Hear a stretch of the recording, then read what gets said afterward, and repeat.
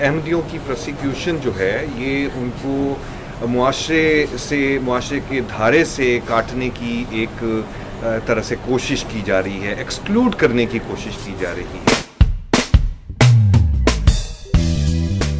جب ضیاء الحق نے جداگانہ انتخابات کا فیصلہ کیا تو اس کے لیے ضروری تھا کہ مسلمانوں اور غیر مسلموں کے لیے جداگانہ یعنی مختلف ووٹر لسٹ بنائی جائے۔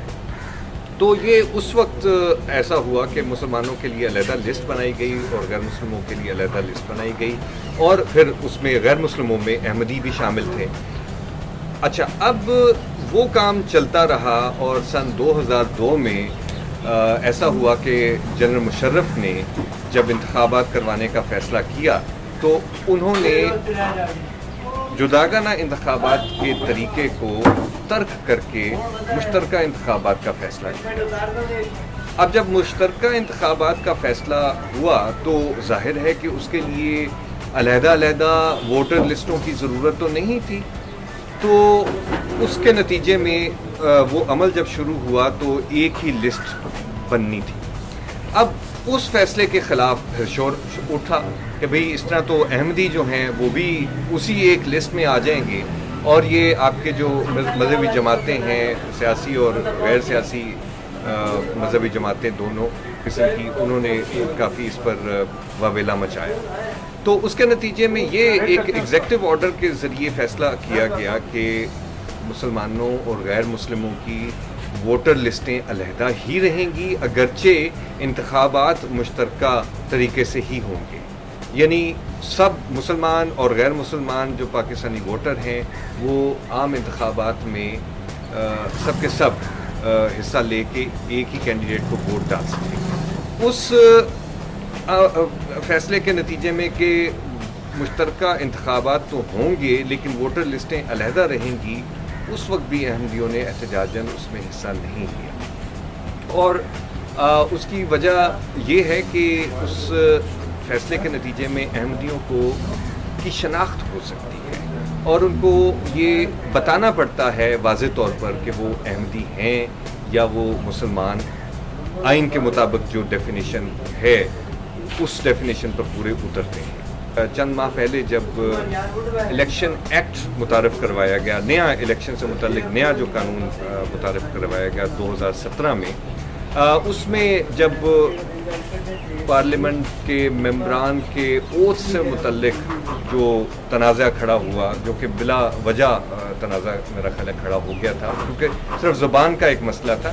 اور اس کو لے کر کے ایک خاصا ہنگامہ برپا ہوا۔ اوتھ کے الفاظ پر جو تنازع کھڑا ہوا تھا اس کو حکومت نے کنسیڈ کیا، بلکہ حکومت نے ایک نئی شک بھی متعارف کروائی الیکشن ایکٹ میں ایک ترمیم کے ذریعے 2017 کے اواخر میں،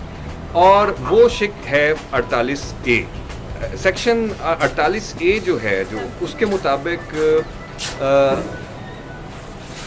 یہ ہو سکتا ہے کہ اگر کسی ووٹر کو، کسی پاکستانی شہری کو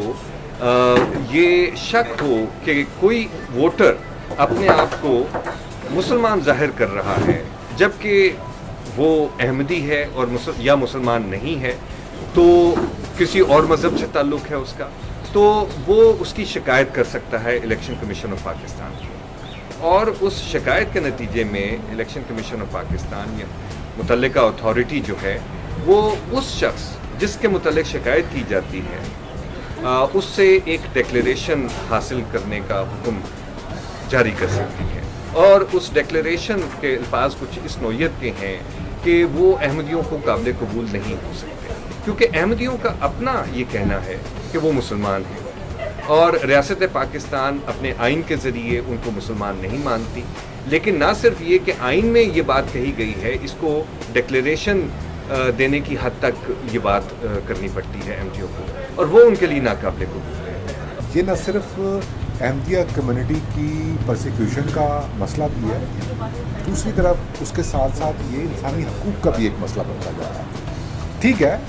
تعداد میں بہت تھوڑے ہیں پاکستان میں احمدیہ کمیونٹی سے تعلق رکھنے والے لوگ، اور شاید ان کا ووٹ اتنا میٹر نہ کرتا ہو، لیکن ان کو ان کے ووٹ کے حق سے محروم کرنا یا ایسے قوانین بنانا کہ وہ خود اپنے اس حق سے دستبردار ہو جائیں، इंसानी हकूक़ का भी मसला है। बिल्कुल, ये एक इंसानी हुकूक का मसला है और